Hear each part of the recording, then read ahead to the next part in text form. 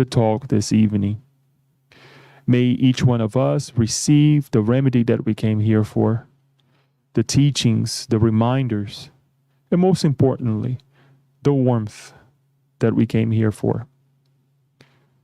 May you guide the mind and heart of our dear friend Marcelo, who will speak about this beautiful passage of our hearts, how important it is to go back and dive within ourselves, to learn about ourselves so we can express ourselves better with our brothers and sisters.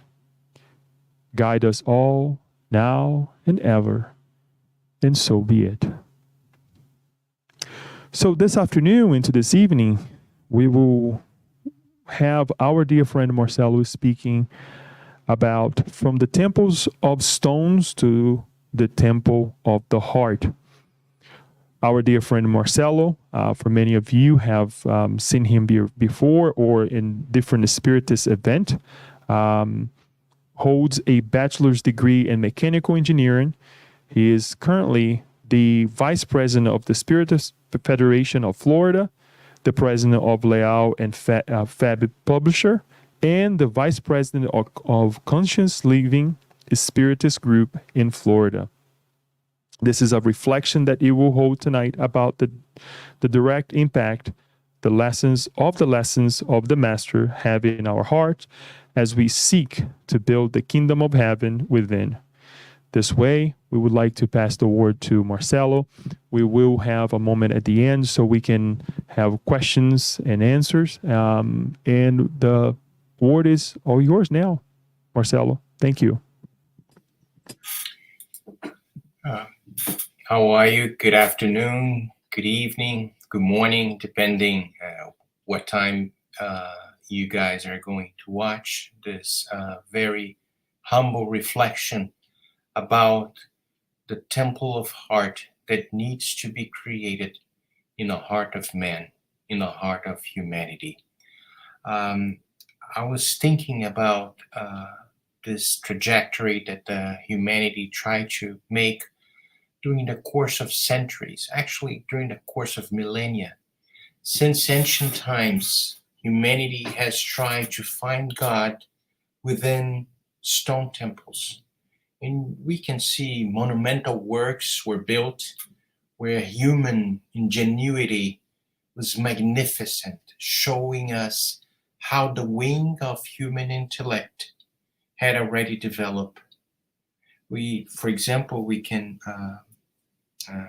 today is Yom Kippur for the Jewish people, and an example we can see maybe the Hebrew people building the Temple of Jerusalem over 10 centuries before the Christian era. But the same Temple of Jerusalem that was built 1,000 years before the Christian era, one day was demolished, was destroyed during the Babylon siege of Jerusalem. This was when one of the kings, Nabucodonosor, I don't know exactly how to pronounce this in English. I know in Portuguese, I believe in English will be Nebuchadnezzar II, the king of the new Babylonian Empire, besieged Jerusalem, the capital city of the kingdom of Judah, and the temple made of stones were destroyed. A few centuries later, the same temple were rebuilt, and very close to the Christian era, we're going to see Herod, the king. He was not a Jew, and in trying to please the Jewish people, he rebuilt this temple and create an atmosphere, a place for worship. But we are going to see this temple, magnificent temple, huge temple, made of stones, made of like the architectural designs was absolutely fantastic. On the year 70, on the Christian era, was completely destroyed by a revolution, by a Roman army that guided by the son of the emperor Titus, besieged Jerusalem, and because trying to contain the Jewish rebellion, a Jewish rebel resistance, and the same temple were destroyed. The interesting portion of this events that took place in history, we're going to see in the book of Matthew on the chapter 24, right in the beginning, the verse 1 and 2, we're going to see Jesus mentioning about the destruction of the temple and signs of the end of times. And the passage of Jesus on this chapter 25 of the Gospel of Matthew would say exactly this that I'm going to read. Jesus left the temple and was walking away when his disciples came up to him to call his attention to its buildings. Do you see all these things? These were the disciples mentioning to the magnificent temple of Jerusalem to Jesus. And Jesus replied, truly I tell you, not one stone here will be left on another. Everyone will be thrown down. And of course, the disciples were extremely impressed, and they did not understand very well what Jesus was telling about, because it seems impossible that monstrosity, that huge temple made of very heavy stones, be completely destroyed. On the book 2,000 years ago, on chapter 8, we are going to see one chapter dedicated to exactly this passage of the human history. And the chapter 8 refer to the destruction of the Jerusalem, of the temple of Jerusalem. Making a reflection about this tentative, this initiative that the humanity was trying since the beginning, try to build a place where God can be concise, can be like put into it. And we are going to visit the book Good News, channeled by the spirit Humberto de Campos and dictated by the spirit Humberto de Campos, and channeled by the medium Chico Xavier on chapter 3, when this beautiful chapter says about the first proclamations. We're going to see Jesus right in the beginning when he's trying to initiate, when he was initiating his preaching, passing through right in front of the the temple of Jerusalem. He was asked by one of the priests that sarcastically asked him, what are you doing over here? What are you doing exactly? Uh, what's your intention looking at this temple? What do you think coming over here? And Jesus replied, I'm looking for the kingdom of God. And of course, the priest sarcastically replied, what do you think? What do you think this might be? And Jesus replied, the kingdom of God is the divine work in the human heart. But of course, that priest, Haman, did not understand correctly, and he didn't capture the extent of the message that Jesus was passing to that man. And says like, well, who we are going to help you to build this kingdom of heaven, this kingdom that you're mentioning? And he says like, my companions will come from far and wide. And that's what the answer of the master, with a lot of humility. And then Hamas says, yes, of course, the ignorant, the foolish are everywhere. everywhere on the earth. But then the priest reply, "There's what do you think? Do you think like well?"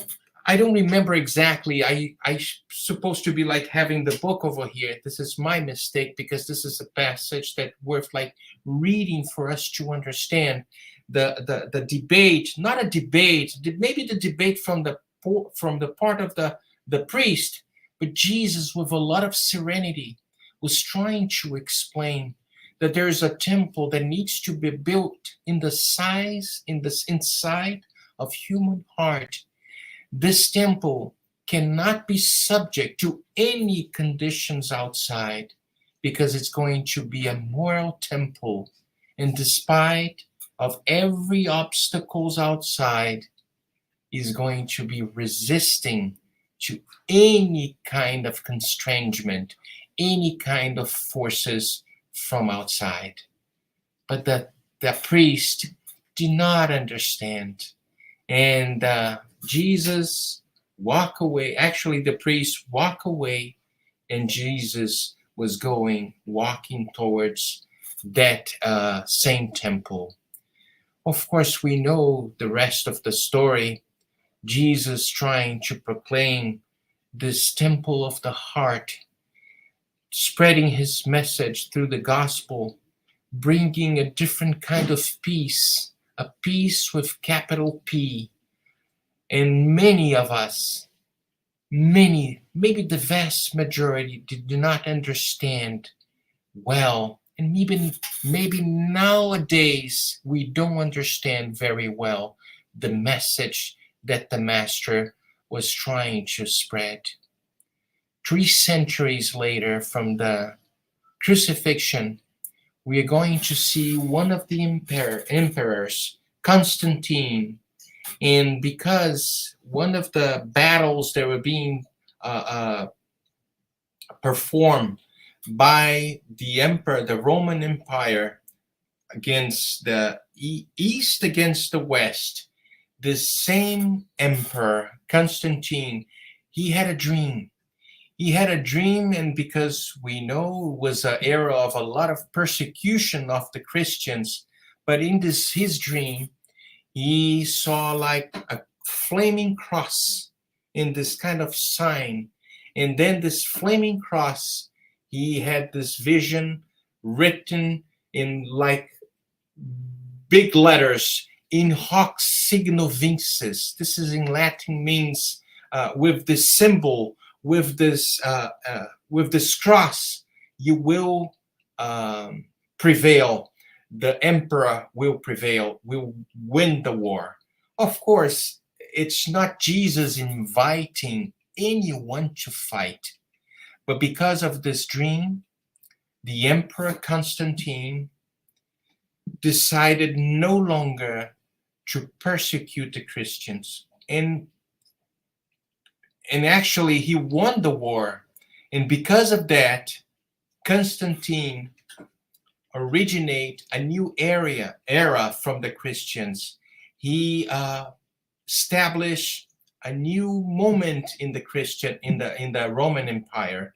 He stopped persecuting the Christians, and after his emperor, a new emperor, Theodosius I, declared that the Christianity became the official religion of the Roman Empire. But they did not understand exactly the message of the Christ. Building temples made of stones, and after that, 300-400 years after the crucifixion of the Christ, many cathedrals, many temples made of stones were being built, and a new kind of religion, not exactly the one that the Christ proclaimed long ago, but a religion that declares dominance, a religion that proclaims the same model of constrangement to the people, establishing a vertical hierarchy, someone that dictates the rules connected to God and all the rest down there has to be subject to this one. They did not understand that the message of the Christ was spread out to every single one, every single man and woman, bringing simplicity, bringing harmony, bringing real peace. We see the crusades, we see the massacres that was performed in the name of Christ, deviating, completing the message of the Christ. It was necessary to one of the disciples, John the Evangelist, by the command of Christ, be reborn again. And then we see the calendar marks September 26, 1,000 years later of the Christian era.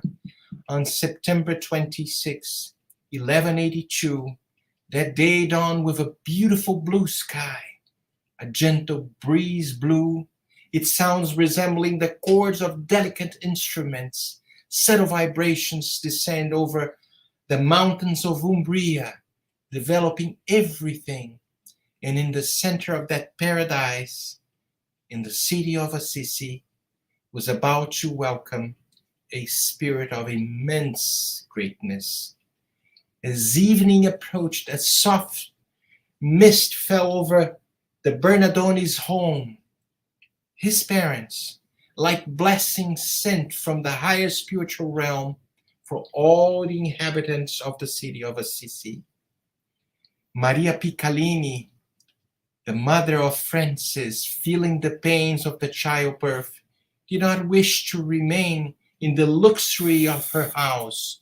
She asked Jarla, her devoted helper, to take her to the stable so that her child could be born in the simplicity of nature, almost echoing the scene of Jesus' birth.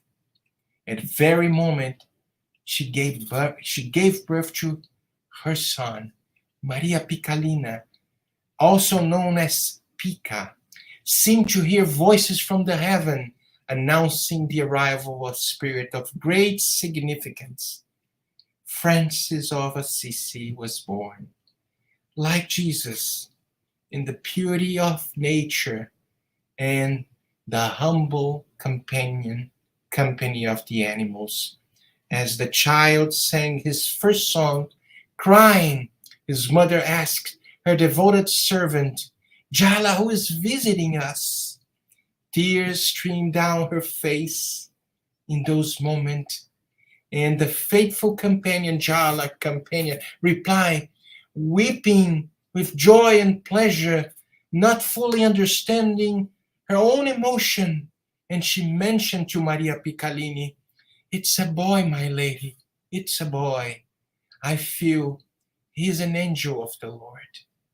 So the star of the Middle Ages, sent by Jesus, it was John Evangelist reborning again in the city of Assisi, in the heart of Italy's Umbria regions, in the 1182, under the name first Giovanni di Pietro de Bernardoni. He was the son of Pietro di Bernardoni, a wealthy merchant, and Pia from a noble family in Provence. In his youth, Francis was very rich and spent money extravagantly. However, his father's business and studies held no interest in him. And to honor Francis, his father, Pietro di Bernardoni, with which he conducted many business with the French people, the French merchants, the French rich people. His father changed his names in a tentative to honor Francis. He changed his name from Giovanni, John, to Francis. So the phenomena of Assisi challenged, so to speak, the concept imposed by the leaders of the Roman clergy. They were still trying to build temples of stones instead of bringing Christ within the heart of humanity. He would revive Francis of Assisi. He would revive the primitive Christianity through the love of his heart, had gathered over a millennium, offering humanity a different kind of message. This was the tentative of Christ to say again just what he said to the priest right in the beginning of his first proclamation, that the kingdom of heaven has to be built inside of the heart of men and women. This disciple, John the Evangelist, now in the form of Francis of Assisi, embrace the message of Christ, changing the heads and the hearts of many warriors, many kings, many priests, and trying to establish a different kind of era in the face of the earth. It was Christ again, through the presence of Francis of Assisi. Francis lived the message of the gospel in a way that solidified the word love, moving it from theory to the practicalities of the daily life. On earth, it is impossible to think and write about Christ, write about charity, without remembering also the man of Umbria, the man from Umbria. All the path he traveled speak of him. He left something divine, imprinted in time and space, in things in the nature itself, something that only time will reveal for the greatness of faith. We cannot recall the lepers without encountering the extraordinary figure of Francis of Assisi. We cannot discuss social assistance without looking at his presence, walking among all those miserable people. We cannot mention love without his Francis of Assisi radiant influence. Christ himself was trying to operate the world through this angel called Francis of Assisi, confirming the sick, healing the afflicted, teaching the ignorant, feeding the hungry, and clothing the naked. He gave without receiving, received only to give, loved without demands, and when wronged, he loved the offender. He blessed everyone. And then, serving humanity in a way that we never thought before, he spoke without hurting. And when wounded, he understood the angry. He never grew indignant. In times of turmoil, he prayed for all. He worked and loved his work. He was a different man. He was Christ again, visiting us, trying to establish the temple of the heart in the heart of man. But even with Francis of Assisi, we see that we didn't understand very well, because all his tentatives trying to touch the heart of man, even nowadays, we question what would be the best way to walk Christ's steps. Even nowadays, we try to see and find a specific place to proclaim a new era. Of course, it's necessary for us to gather inside churches and spiritist temples. Of course, it's necessary for us to find some place so we can gather and learn through the Gospels of Christ, elucidated through the message of Spiritism, exactly the message of Christ was trying to deliver it long ago, and we did not grasp yet. On the book, The Way, the Truth, and the Life, right in the beginning, Emmanuel brings us that Christ then does not draw a line between church and the workplace. The whole earth is simultaneously his prayer altar and his work arena. And bringing maybe the example of Francis of Assisi trying to break this establishment that was misunderstood by the emperors after the Christian era, we're gonna see Emmanuel bringing exactly right into the four words of this book, the way, the truth, and the life, that because by praising the Lord in the churches while denying him in the streets, we have become shipwrecked 1,000 times due to our own fault. But Emmanuel says, however, any place can be consecrated to divine service.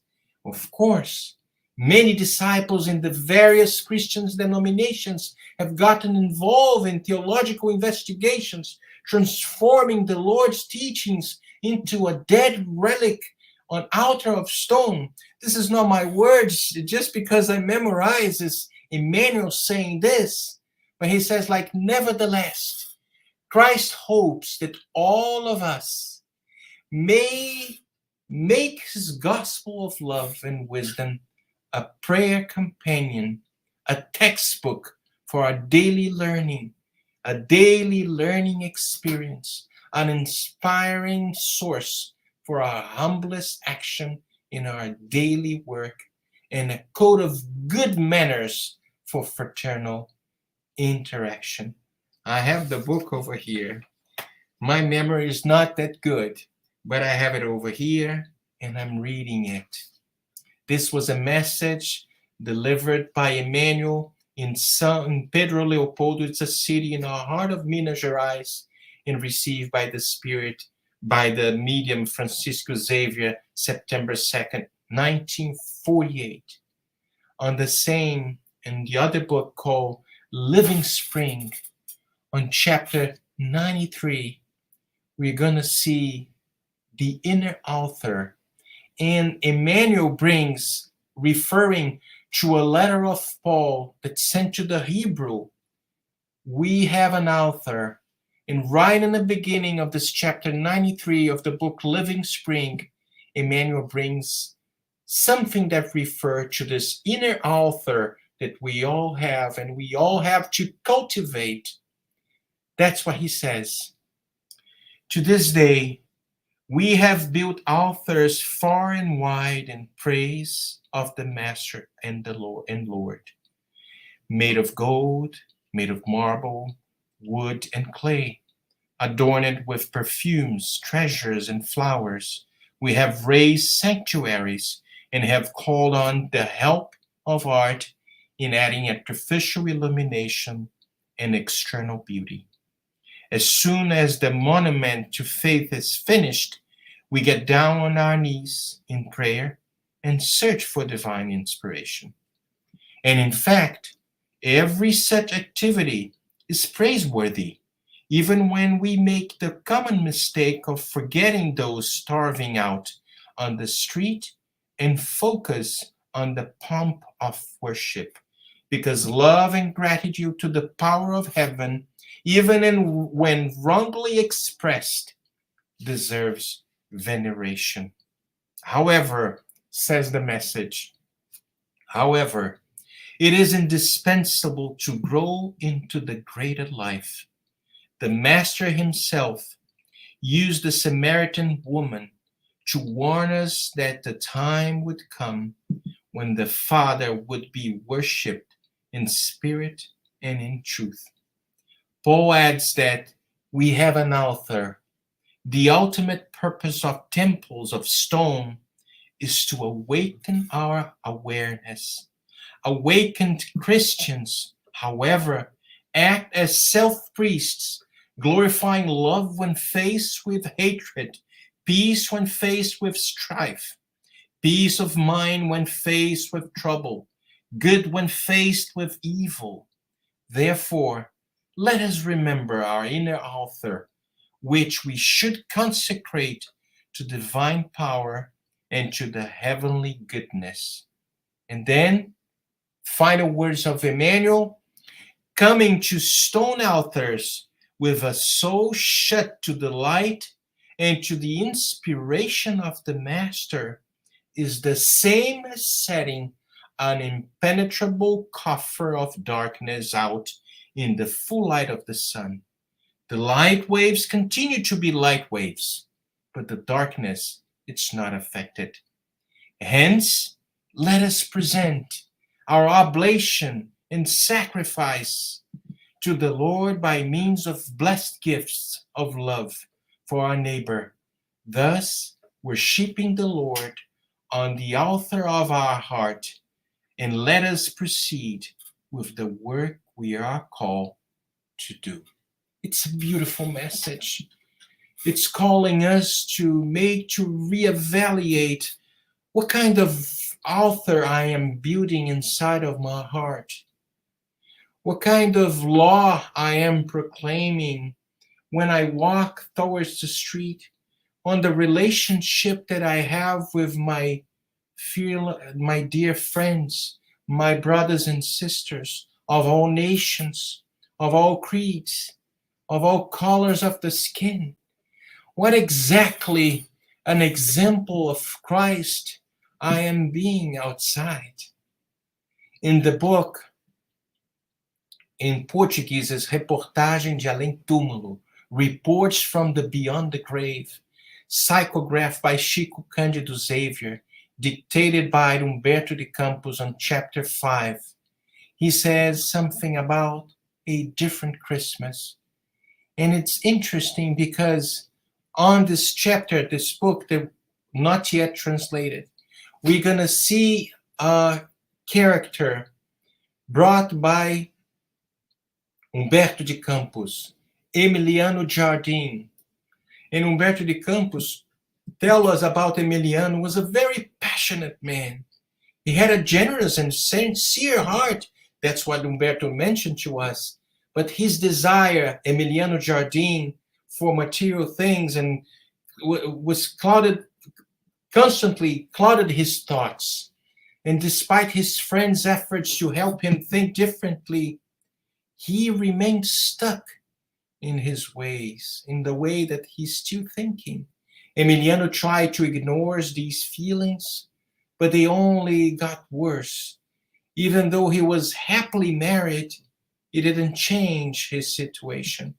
And then came a painful moment for Emiliano when he's lost his son, which shook him so profoundly, so deeply. At that time, a kind priest gave him a comforting religious book. And through the teachings of Jesus, Emiliano found a calmness that he was looking for and he'd never thought before. He was amazed at how beautiful that faith could be. And then he decided to become Catholic. He became Catholic, and his friends welcomed the way that Emiliano was changed, the way that he's thinking. But even with his new faith, Emiliano's strong personality didn't change. He started to clash with others who interpreted Jesus' teachings differently from him, especially Protestants and Spiritists. As time passed, we're going to see Emiliano very disappointed with his search for happiness. And of course, eventually he switched to a different religion. He switched to Protestantism. So despite support from friends, he struggled to truly embody Christ's teachings. He became very aggressive in his beliefs, oftentimes attacking others and forgetting the blessings he received from both Catholicism and Protestantism. So some friends praised his passion. Of course, we always have like people, both sides. Friends praise his passion. Yes, you are right. But others saw that his outward devotion did not match his heart's true feelings. And after a long battle, we're going to see Emiliano joining the Spiritist movement. He accepted beliefs like reincarnation and the idea of communicating with other planes of existence, but he was still looking for immediate rewards. Although he wanted to see Jesus in others, he found himself in very much in conflict with his old friends, both from Catholicism and others from Protestantism, feeling the need to defend Spiritism, his new belief, in a very aggressive way. Very aggressive way. So he thought he was getting approval from the spiritual guides during the mediumistic medium sessions, but he still had to confront the consequences of his past actions. As he faced challenges and difficulties, Emiliano became disheartened, feeling abandoned by his spiritual friends, and blaming the mediums for not helping him anymore. He felt attacked by evil spirits, and in his frustration, hurt the ones that are very close to him. And despite the pain, he continued to try to uplift himself, to, in quotes, to purify himself. And after a very tough illness, his mother passed away. And soon after, his wife, who had been very sick, also a few years later, followed his mother and also passed away. His two children, who he had loved deeply, turned against him with very unjust accusations. And his remaining friends left him as well. So the once fearless Emiliano now felt completely defeated. He stopped attending the Spiritist Center and was often seen wandering the streets, walking alone, holding back tears, but was on Christmas Eve feeling especially hopeless that he contemplated to kill himself, to suicide. And as he walked towards the beach, he started remembering Jesus, the one who healed the blind and loved the poor. And struck him, that feeling, it struck him how long it had been since he was having this feeling right in that moment that he was walking towards the beach. He says, my God, how long I had not been thinking about Jesus the way I'm thinking about him now. So these memories brought him a kind of comfort. In such a way, changed his outlook. In that dark moment, he seems to hear a very gentle voice deep in his soul. And the voice said something like that by the narration of the spirit Humberto de Campos. Emiliano, I have been looking for you. You always call for me through others, but never search for me within yourself. Give me your pain. Rest your weary head on my heart. My power, Emiliano, often shines in your weakness. My true followers usually find me in the suffering, often losing everything to discover me within themselves. There is a sanctuary in every heart of earth, but many fill it with distractions or build walls of stones that separate them from my candid influence. In these situations, Emiliano, they search for me in vain. Emiliano felt overwhelmed with joy, thought he didn't hear a natural voice, just the voice that we are talking, like in this speech that we are having here. He felt a powerful energy that reached deep inside him, and he keep listening to the voice. Return, Emiliano, to your daily efforts, and remember, I will always be with my sincere followers. Don't resist the suffering that cleanses you. Never judge without love. Never judge without love, Emiliano. And remember, when you criticize others, you are criticizing me as well, because I still have work to do on the face of the earth. The work is not done yet. Always, Emiliano, repay good for evil and forgive always. Get back to your efforts. In any honest work, you can find me if you look within your heart. Emiliano realized that now his tears were now tears of joy, tears of gratitude. And Humberto de Campos said that Emiliano had known the Savior for years, but it was only now that he truly found the Master in the temple of his heart. Maybe the story of Emiliano is our story, jumping from one religion to another, trying to fulfill an empty space that was long ago left, filled of other distractions.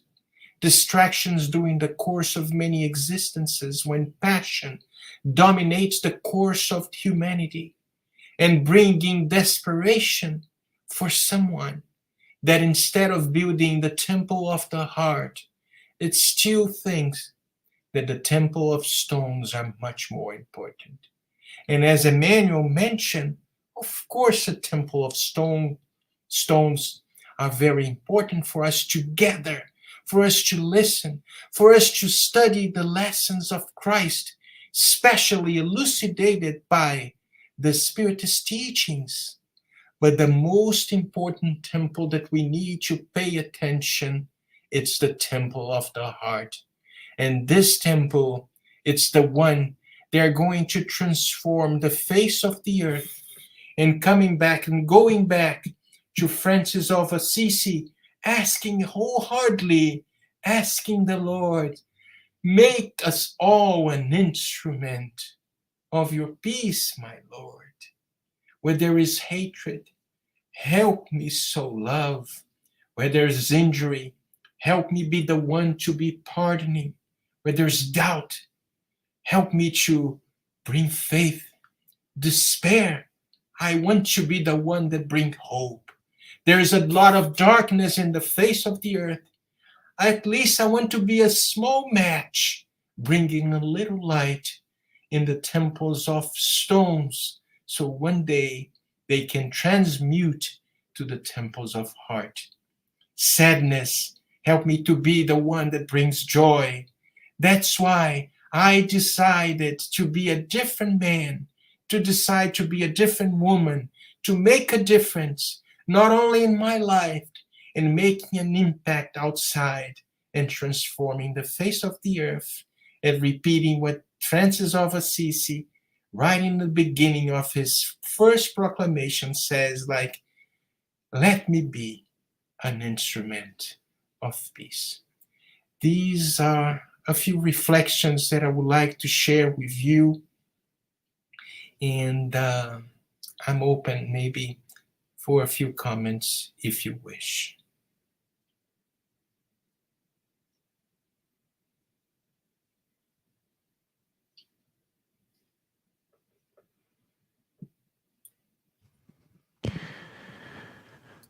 Wow. Thank you, Marcelo, for this beautiful presentation and the examples that you brought as well. Touched me quite a bit. I'm quite sure many of us here at the SSB, hopefully those watching us online as well. It's an interesting reminder that we have this unfortunate in a transition mode, right? The capability of building temples of stones, right, around us, within us, but hardly building the true temple inside of our hearts. So it is a great reminder for all of us. I would like to open for any questions that we perhaps have. Daniel online? No? Okay. Or perhaps if you have any questions or any comments here. I do have a question, but I'll let everyone else go first. Anyone? I'll go then. The question that I have, Marcelo, do you on your with the examples that you brought and the studies that you perhaps have put forth for this presentation, do you think that we're still building temples of stones because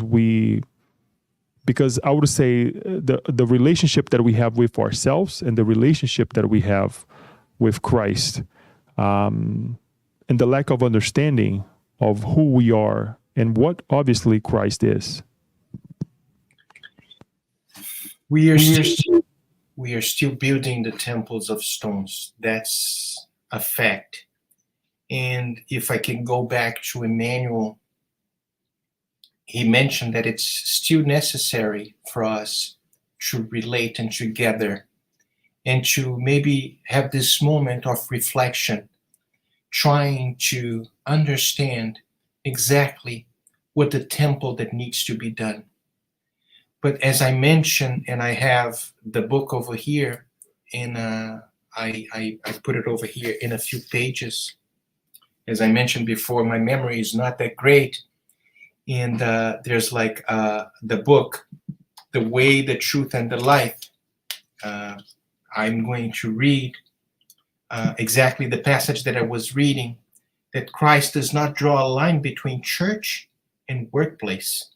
The whole earth is simultaneously his prayer altar and his work arena.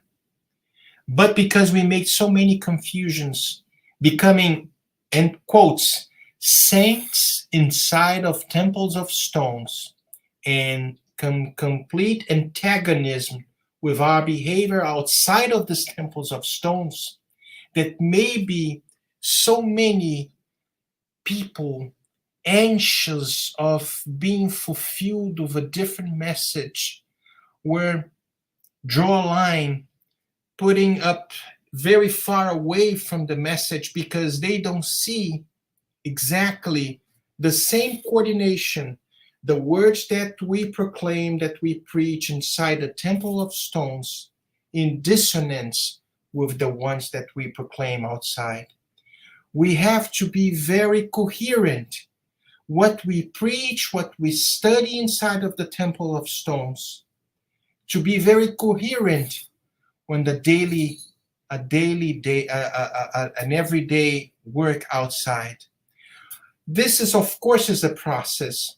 We're not going to jump overnight in one lifetime and to achieve this process. If I'm not mistaken, on the first question of the Spirit's book, maybe the question number 10 and the question number 11. And let me get the book so I cannot be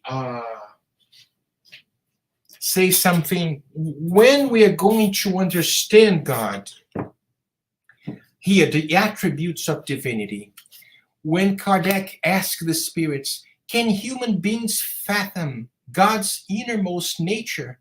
And the spirits answer, no, they lack the aptitude to comprehend it. But the next question, number 11, says like, will they ever be able to fathom the mystery of the divinity?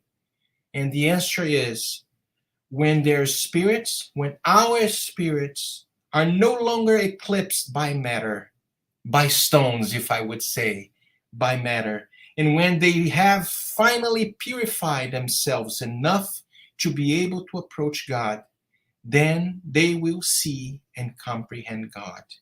and our inferior nature of their faculties make it impossible for human beings to fathom God's innermost nature at this time. But this is a process. Now, our job is, since we are conscious being, I hope we are at least a little bit, to makes no difference from the temple of stones to the temples of outside our daily lives, just like the way, the truth, and the life mention. Because by praising the Christ in churches while denying him in the streets, we have become, as Emmanuel mentioned, shipwrecked 1,000 times due to our own fault. 1,000 times. I don't know if I answer your questions, and rephrasing what I said and what Emmanuel says, we still need temples of stones, of course, but let's make them just a space so we can potentialize all the teachings that we have, so we can, outside the temples of stones, proclaim a new era for humanity. This is what maybe even Francis of Assisi did not understand when he'd hear the voice, "Rebuild my church, Francisco." He thought it was a church made of stones, and he rebuilt the San Damiano church. And after that, he realized it's not a San Damiano's church made of stones. It was the church of Christ made with sentiments, with emotions, with consciousness of someone that truly understands the Christ within that we all have. Christ is our future, because he mentioned, "You can do what I do and much more," telling us that this is a process. And of course, whoever are more courageous, more disciplined, can achieve the happiness that he was proclaiming a little earlier than later. So I gave another lecture trying to respond to your question, and I'm sorry. For sure, it did answer, and I am glad that you brought the question 11 of the Spirit's book, in terms of us spiritualizing ourselves, in terms of us changing what we, the way we perceive ourselves, right? To be evolutionary beings, that we're not the physical only. We are in this matter temporarily, but we are spiritual beings, and that alone is a great step towards eternity and to build different temples within us. So we do have a question online.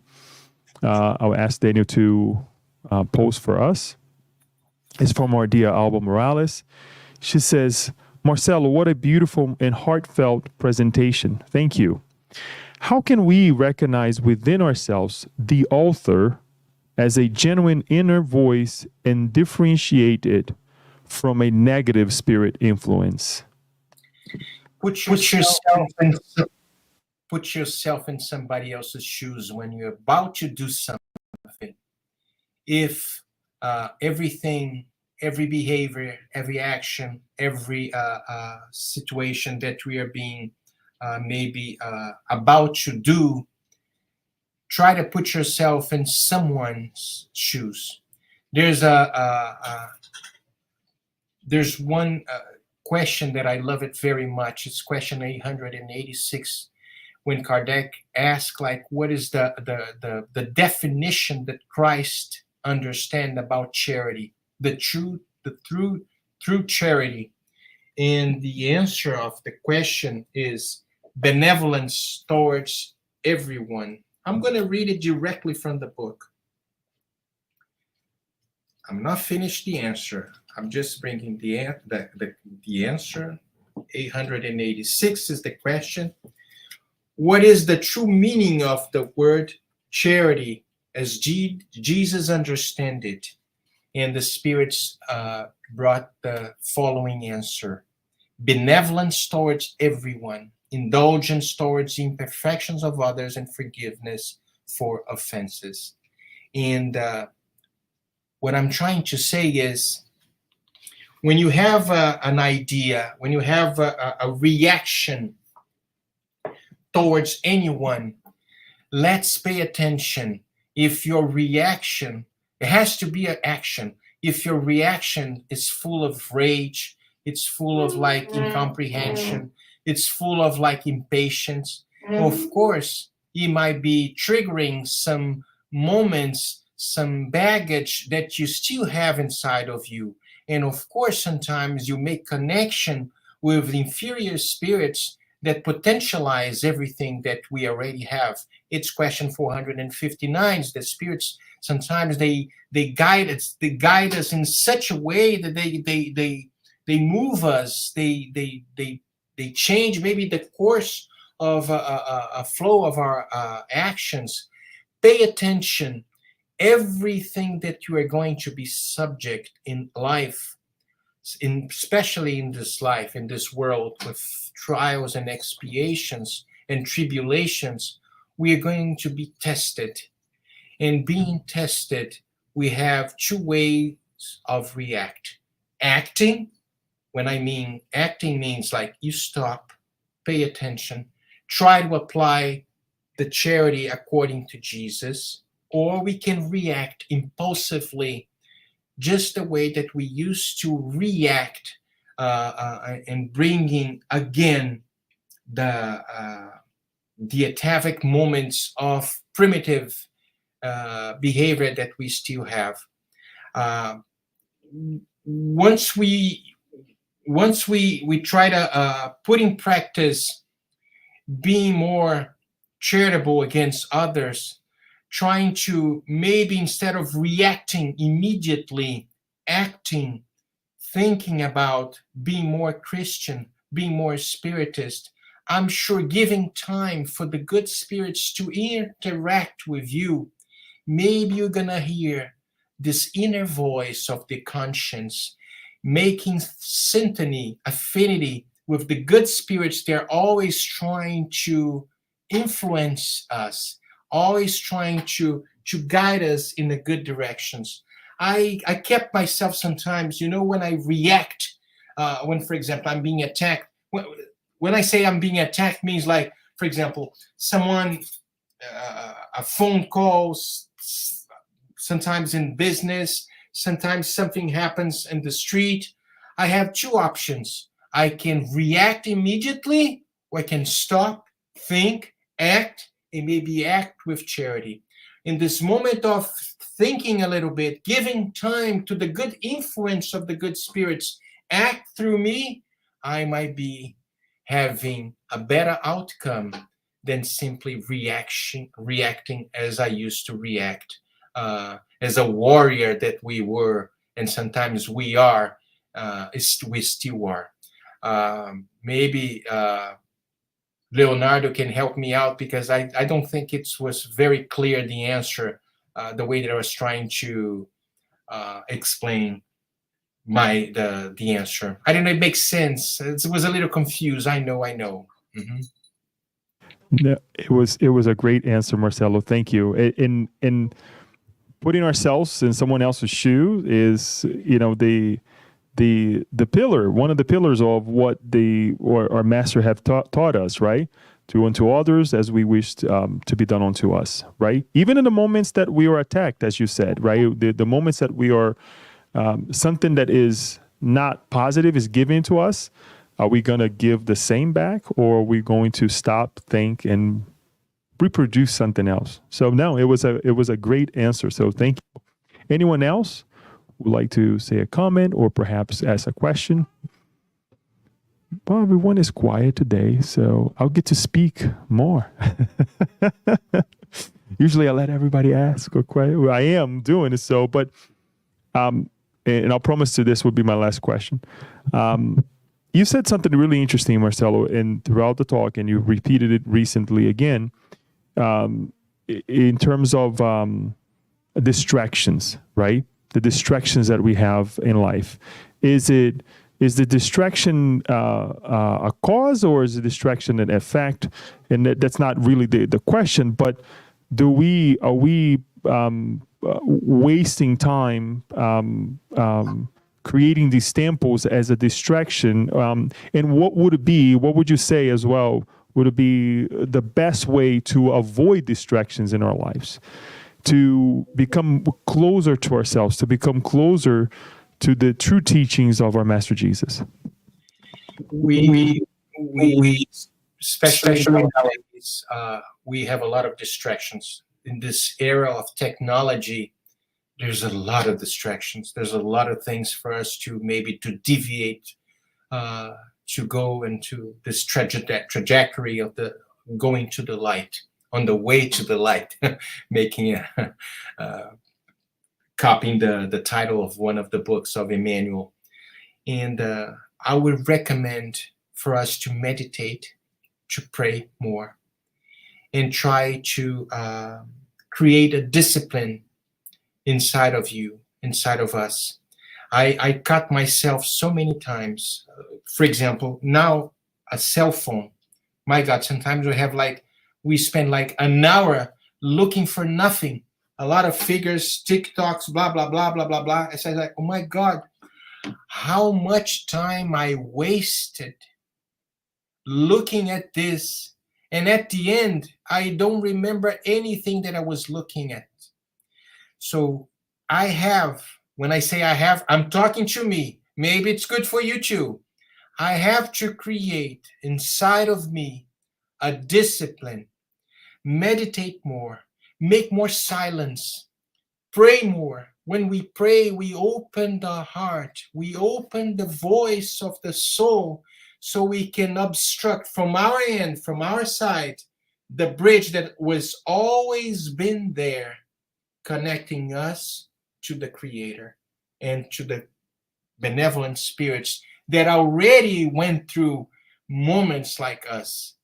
But we are going through in a phase of humanity, especially nowadays, that we have to be very conscious that we are the author of our own destiny.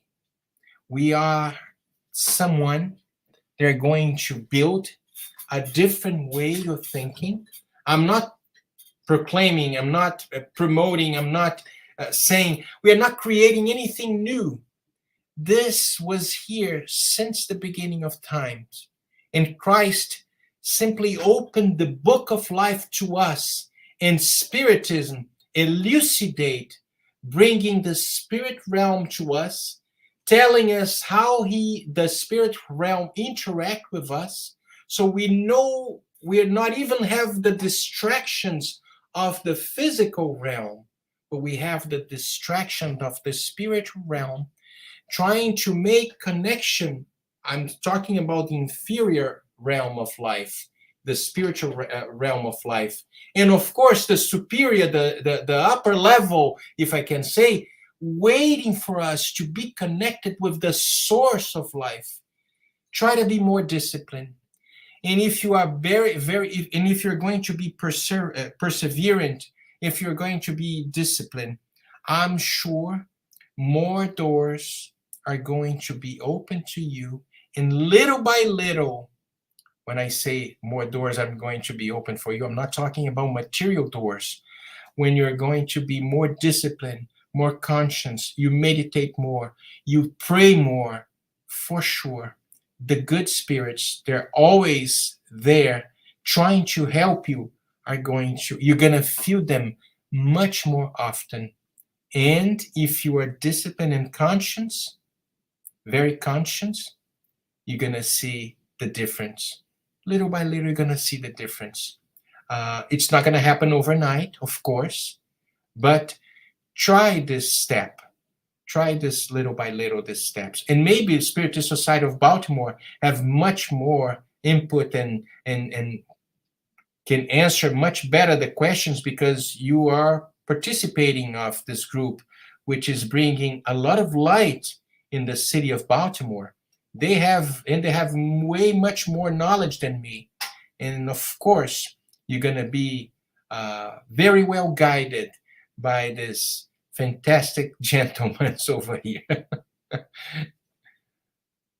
Thank you, Marcelo, for the beautiful answer, the beautiful reminder. It's not only for us here, but definitely for everyone who's watching us online. And you mentioned something extremely important for that we try to grasp. I like to say try to grasp because we're still learning in terms of spirituality, right? That we're not alone.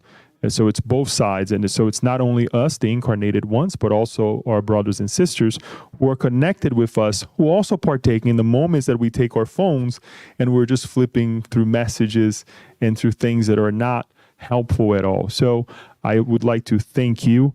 It is you brought a great example to all of us. Saint Francis of Assisi, who is also I am a great admirer, and many of us here at the SSB as well. And we would like to finalize asking you to please say our final prayer for us, so we can bid ourselves farewell. Already reminding ourselves that we are going to be in contact soon for another one, for a continuation of the building of the temples in the heart. So we thank you again, Marcelo. I wish our dear friend would come and say hi to us before we bid ourselves farewell, but I'm pretty sure she's probably busy as well. So say hello to her, Andrea. Give her thanks to giving this moment to be with you, and just say hello to her. She's on our hearts as well. Thank you. Very much. Thank you. So let us pray in this final moments of reflection, asking again the presence of the benevolent spirits to be with us. We've been so apart from you, Christ. I understand and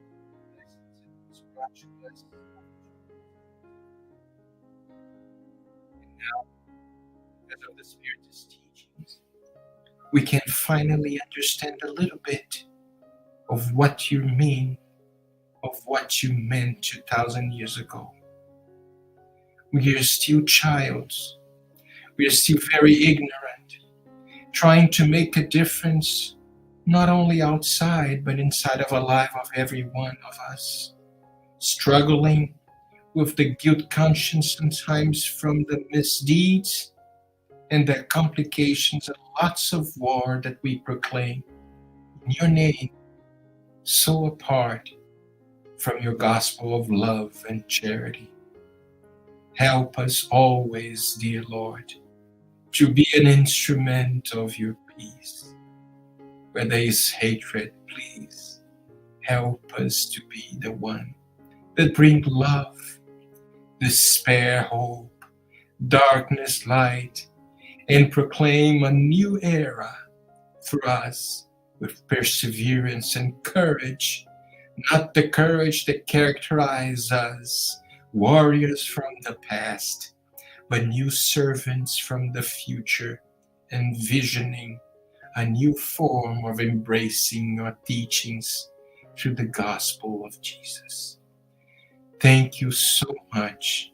Bless each and every one that joined us in this very humble meeting. And thank you very much. So be it.